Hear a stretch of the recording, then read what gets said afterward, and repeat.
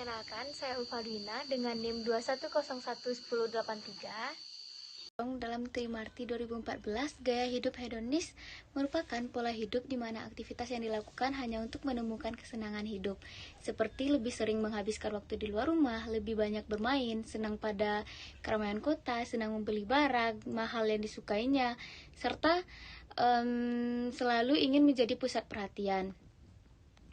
Nah, sedangkan menurut Nazir dan Inga Rianti dalam Anggraini 2017 menjelaskan bahwa gaya hidup hedonis itu adalah pola hidup individu yang menjalankan aktivitas untuk menemukan kesenangan hidup, menghabiskan waktu di luar rumah guna untuk bersenang-senang bersama temannya, senang berbelanja barang yang sebenarnya tidak diperlukan, serta selalu ingin menjadi pusat perhatian di lingkungan sekitar.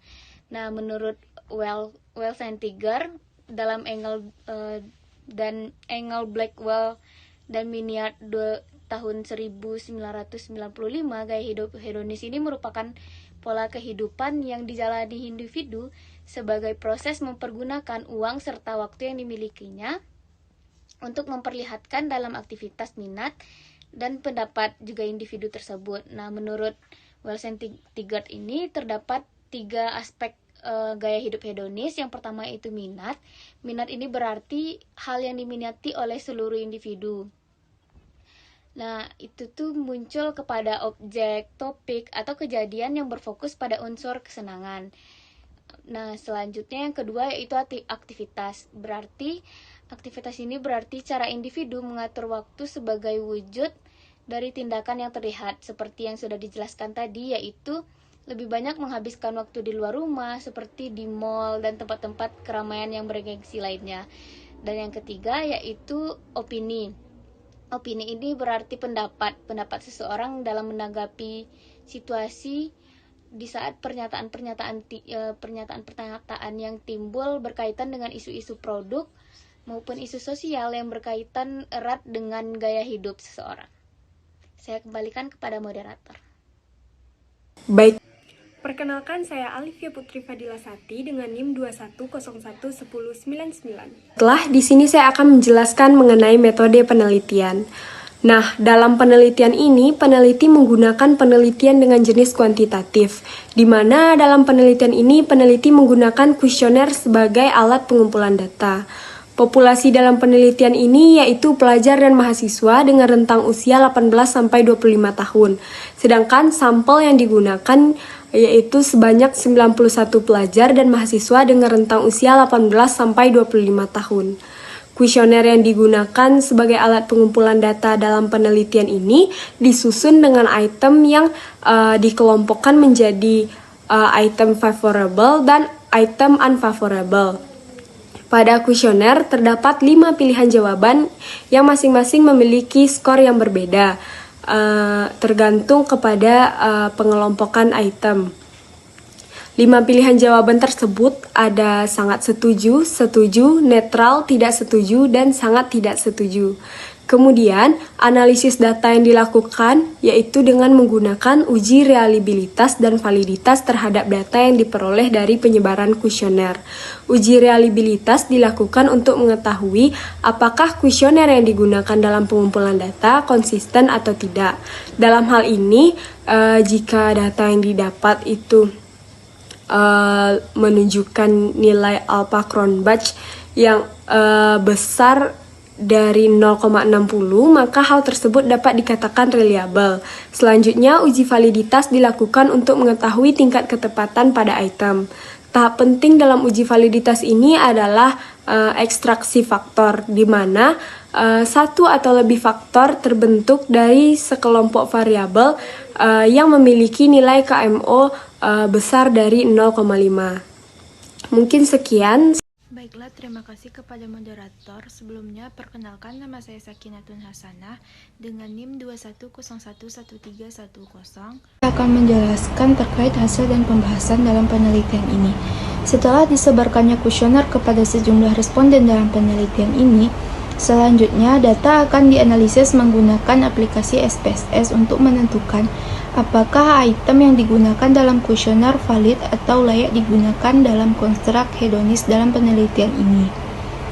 Setelah mencukupi target responden yang diinginkan, peneliti memasukkan semua data ke dalam aplikasi SPSS untuk menentukan reliability statistik, item total statistik, faktor analisis, total variance explain, dan komponen matrik. Nah, di sini saya akan membahas tabel 1 yaitu case processing summary. Nah, pada tabel 1 case processing summary ini bisa dilihat bahwa jumlah responden dalam penelitian ini yaitu 91 sampel. Lalu dapat dilihat juga tidak ada data yang kosong dalam penelitian ini, yang dimana hal tersebut menandakan bahwa data yang diperoleh peneliti jumlahnya valid 100%. Nah, selanjutnya tabel kedua yaitu reliability statistik.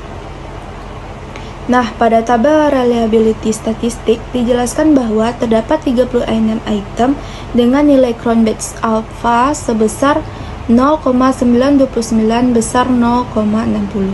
Nah, di sana dapat diketahui bahwa 36 item pertanyaan di dalam kuesioner yang peneliti buat untuk variabel proporsional adalah reliable dan konsisten.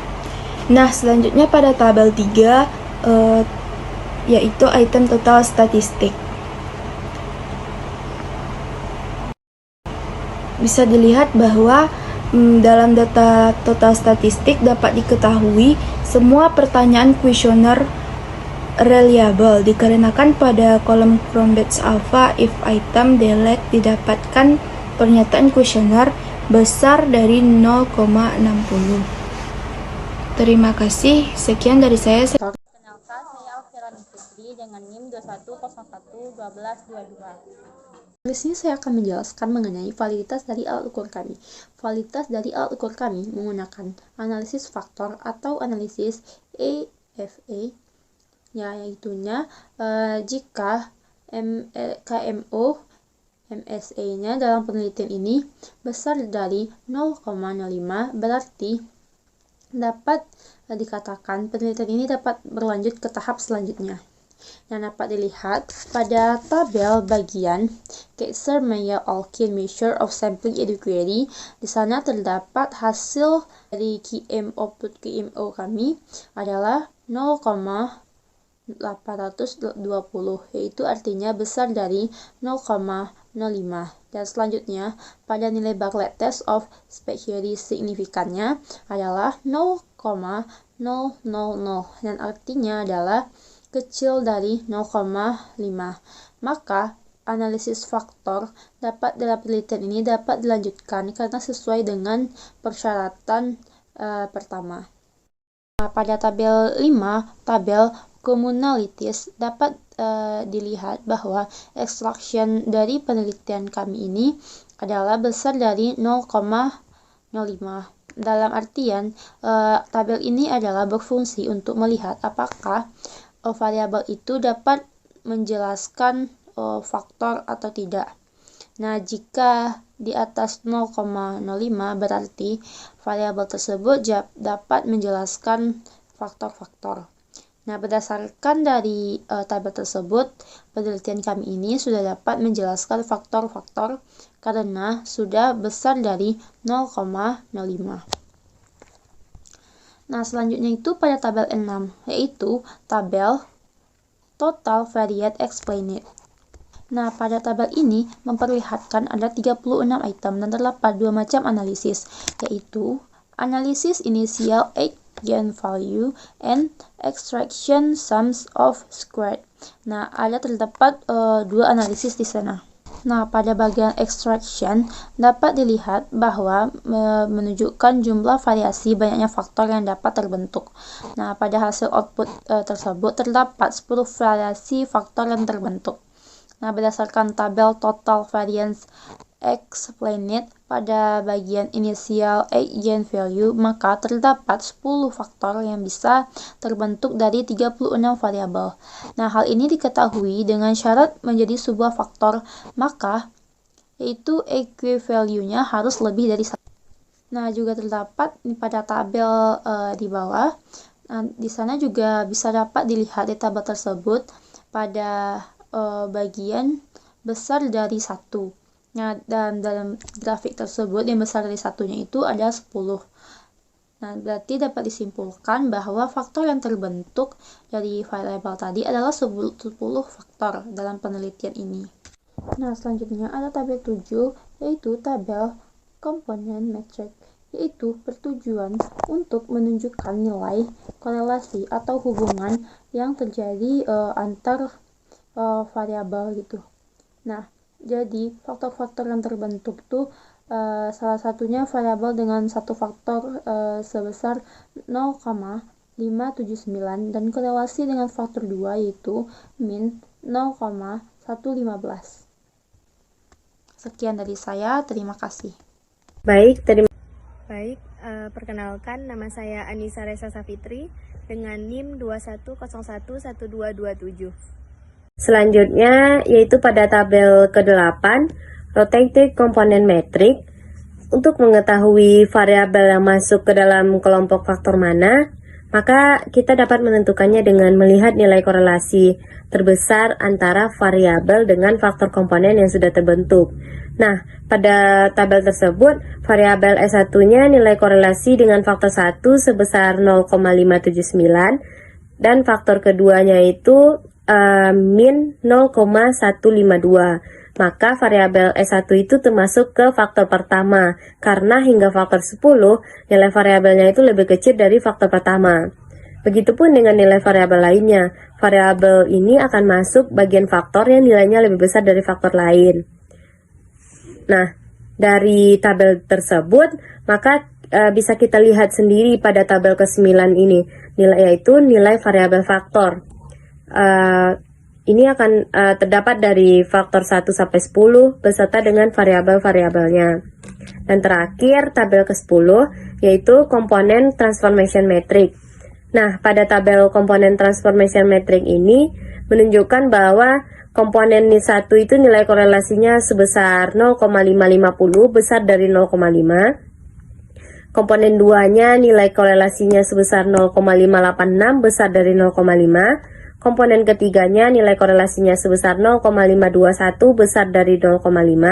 Komponen keempat nilai korelasinya sebesar 0,579 kecil dari 0,5. Komponen ketujuh nilai korelasinya sebesar 0,711 besar dari 0,5. Komponen 8 nilai korelasinya 0,553 besar dari 0,5.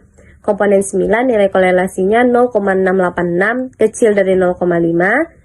Komponen 10 nilai korelasinya 0,907 kecil dari 0,5. Nah, dapat kita simpulkan bahwa 10 faktor ini layak untuk merangkum dari 36 variabel. Baiklah, berdasarkan hasil penelitian, peneliti menemukan bahwa alat ukur dengan konstruk gaya hidup hedonis ini menunjukkan hasil yang memenuhi kriteria valid dan reliable. Untuk itu, alat ukur ini dapat digunakan untuk mengukur tingkat gaya hidup hedonis pada subjek yang sesuai dengan kriteria penelitian, yaitu pelajar dan mahasiswa dengan rentang usia 18-25 tahun. Saran dari peneliti untuk penggunaan alat ukur ini hendaknya lebih dapat dikembangkan dengan melibatkan subjek yang tidak hanya terbatas pada pelajar dan mahasiswa saja, namun bisa digunakan untuk cakupan yang lebih luas lagi. Untuk peneliti selanjutnya juga disarankan untuk menggunakan teori yang lebih baru dalam penyusunan alat ukur dengan konstruk gaya hidup hedonis ini. Mungkin sekian, saya kembalikan kepada moderator.